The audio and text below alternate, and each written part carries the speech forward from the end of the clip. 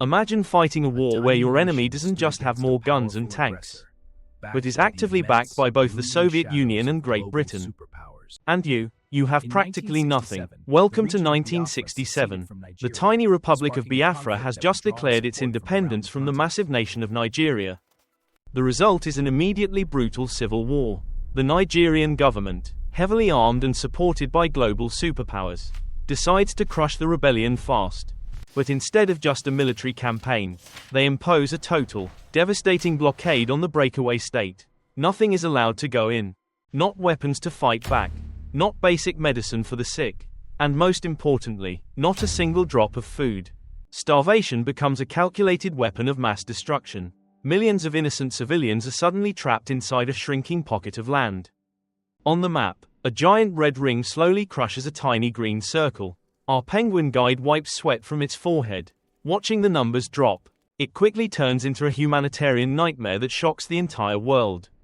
Images of starving populations are broadcast on global television networks for the first time.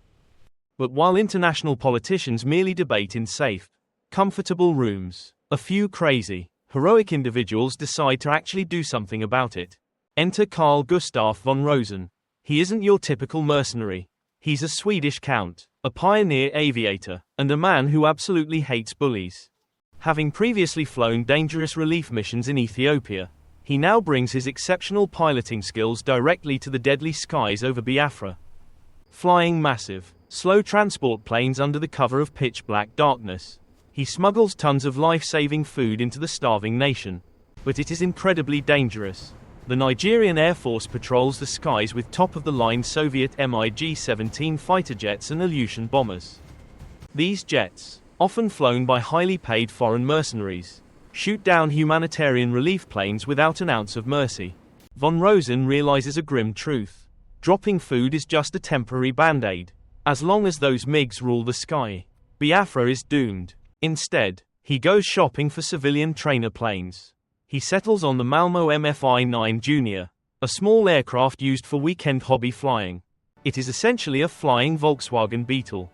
It has a tiny 100 horsepower engine and a top speed that a modern sports car could easily beat. Our penguin guide holds up a model of the tiny plane next to a massive Soviet MiG. How is this little toy going to stop a war machine? Under the deceptive guise of purchasing equipment for a civilian flying school, von Rosen successfully buys 5 of these tiny aircraft. But these planes aren't staying yellow and white. In a quiet hangar, they are immediately stripped down and painted in dark green jungle camouflage. To get them into a war zone undetected, the planes are carefully dismantled, wings are removed, and the fuselages are packed into unmarked wooden crates. These crates are then quietly loaded onto cargo flights, routed through France, and flown directly into Gabon, a country bordering the conflict zone. From Gabon, under the cover of thick darkness, they are secretly transported across the heavily guarded border into the shrinking Biafran territory. The crates arrive at a heavily concealed jungle airstrip. It's nothing more than a widened dirt road completely hidden by the dense tropical canopy overhead.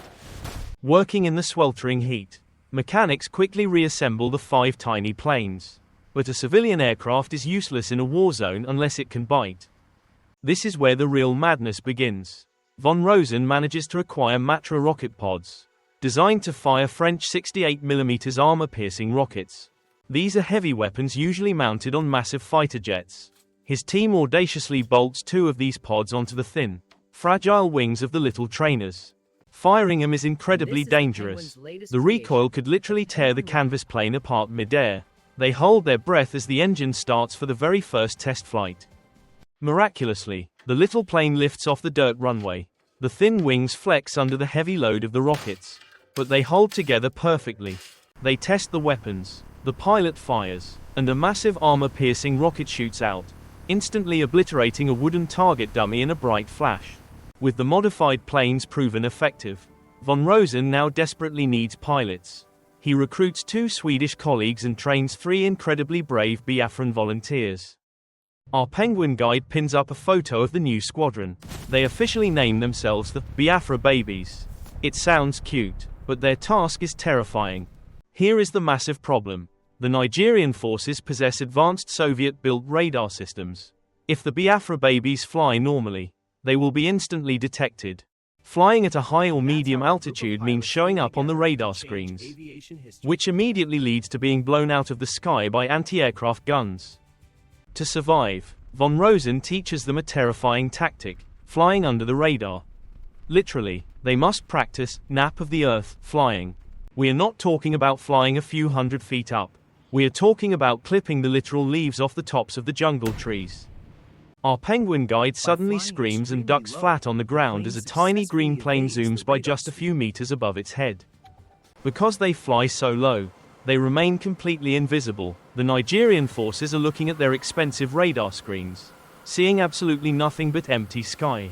They have no idea that a highly trained swarm of heavily armed, incredibly quiet mosquitoes is heading right for their most prized military bases. May 22, 1969, the intense training is finally over. The Biafra Babies are ready for their first real combat operation against a superpower-backed enemy. The primary targets are the major Nigerian air bases located at Port Harcourt and Enugu. These bases house the bombers causing so much devastation. In the misty early morning light, the squadron of 5 tiny planes lines up on the hidden dirt road. Radio silence is strictly maintained. They take off and instantly drop down to the treetops, flying in a tight, precise formation. The David vs. Goliath strike has begun. Flying at nearly 150 miles per hour, they expertly weave through the treacherous African terrain, skimming just feet above winding jungle rivers. One small mistake, one accidental climb of just a few dozen feet, and the Nigerian radar will instantly light up, signaling their doom. Inside the tight, unpressurized cockpits, the pilots are sweating profusely. It takes immense, nerve-wracking concentration to fly this close to the ground. As they finally approach the coastal city of Port Harcourt, our penguin guide looks through binoculars. The massive target comes into clear view. Below them lies the crown jewel of the Nigerian Air Force. Massive Soviet-built Ilyushin Il-28 bombers sit parked heavily on the concrete tarmac. Because they expect any attack to come from high-altitude jets, the base is completely relaxed. Guards are literally sipping their morning coffee. Suddenly, the 5 tiny green planes execute their signature pop-up maneuver. They pitch up violently over the tree line, appearing out of nowhere. The soldiers on the ground look up in sheer confusion. Are those training planes? What in the world are they doing here? Before anyone can answer, the sky erupts in fire. The Biafra Babies unleash a devastating, synchronized barrage of anti-tank rockets. The rockets slam directly into the parked aircraft. Massive explosions rock the airfield, instantly turning a multi-million-dollar bomber into useless scrap metal. Another barrage hits a row of supersonic MiG-17 fighters. In mere seconds, these terrifying war machines are utterly obliterated by flying go-karts. Absolute chaos ensues. Base sirens wail as Nigerian anti-aircraft gunners desperately scramble to their heavy weapons to fire back. But there's a fatal flaw in their defense. The giant anti-aircraft guns are designed to shoot at the sky, and the tiny planes are flying far too low, unable to aim low enough without blowing up their own control towers and hangars. The highly equipped gunners can only watch helplessly, having emptied their rocket pods in a matter of seconds.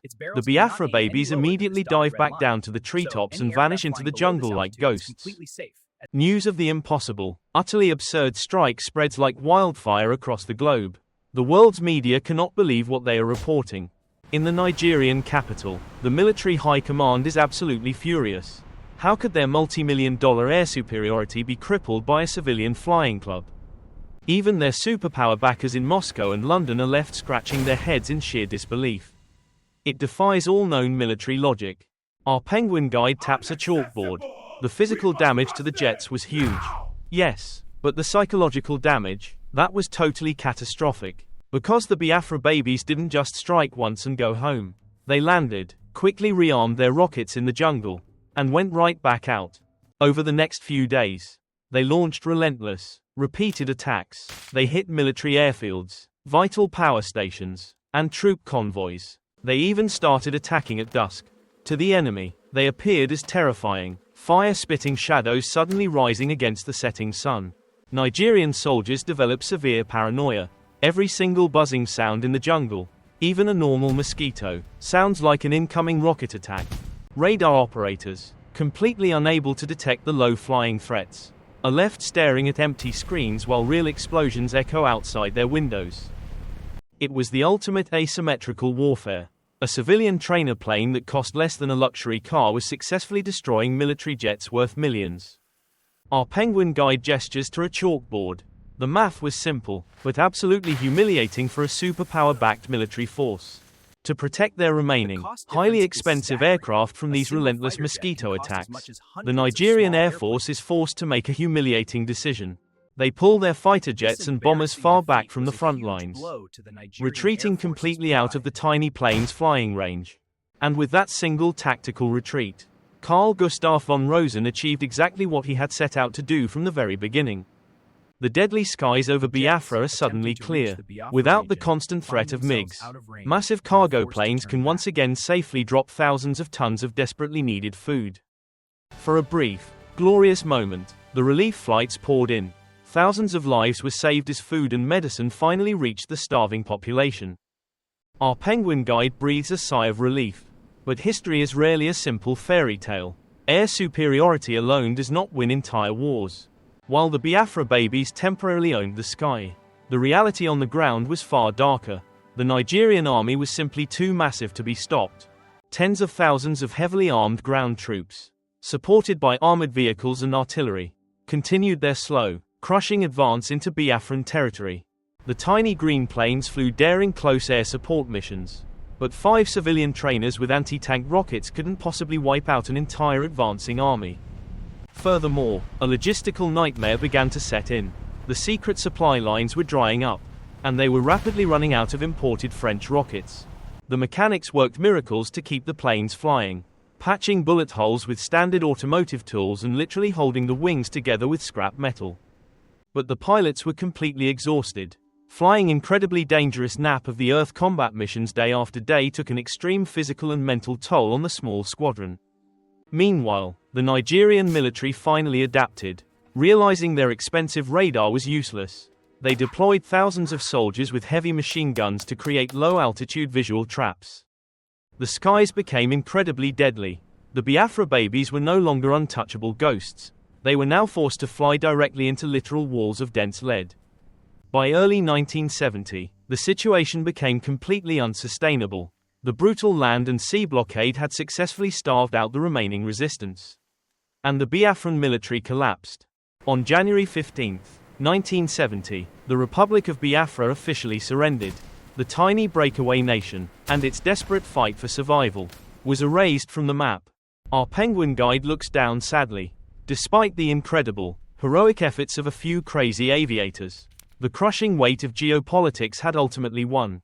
As enemy troops closed in on the hidden jungle airstrips, the surviving Biafran pilots made a heartbreaking final decision to protect their legendary machines. Rather than letting the Nigerian forces capture them as victorious trophies, they set fire to the remaining aircraft, standing in silence as their beloved babies burned. With the war entirely lost and the nation collapsing, the surviving mercenary pilots and Carl Gustaf von Rosen narrowly escaped the tightening military net. Von Rosen successfully returned to Sweden, despite technically participating in an illegal mercenary war and destroying millions in military assets. He wasn't treated as a criminal. Our Penguin guide wears a judge's wig and shrugs. International courts simply didn't know how to prosecute a guy whose primary goal was delivering food to starving children. Instead of retiring safely, the eccentric Count continued his humanitarian aviation work. Years later, he was flying dangerous relief missions in Ethiopia during another devastating famine. Tragically, in 1977, while on the ground in Ethiopia, he was killed during a sudden guerrilla attack. He remained a fearless warrior for humanity until the very end. And what about the brave Biafran pilots who flew those suicidal nap of the Earth missions? Surprisingly, many successfully integrated into commercial aviation after the conflict ended. Just imagine sitting on your holiday flight, completely unaware that your friendly commercial captain used to dogfight Soviet bombers in a modified flying Volkswagen. The global military world, however, took furious notes. The Biafran conflict completely shattered the long-standing illusion of absolute technological superiority. It proved a terrifying concept. A massive, expensive, heavily armored military Goliath always has a massive operational blind spot. And if David is crazy enough to exploit that exact blind spot, all the fancy, expensive radar in the world won't save Goliath from falling hard. The Nigerian Air Force, despite winning the war on the ground, spent years trying to recover from the sheer public embarrassment of losing top-tier jets to go-karts. And the superpowers, both the Soviet Union and Britain, quietly swept the entire humiliating incident under the rug. Nobody wants to admit their technology lost to toys. Interestingly, the tiny MFI-9 aircraft gained absolutely legendary status.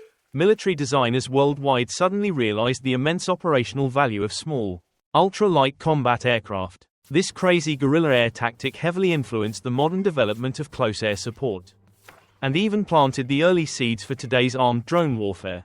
But beyond the military tactics and the geopolitical embarrassment, the story of the Biafra Babies is fundamentally a testament to sheer desperation and human ingenuity. Ultimately, the Biafra Babies didn't win the war.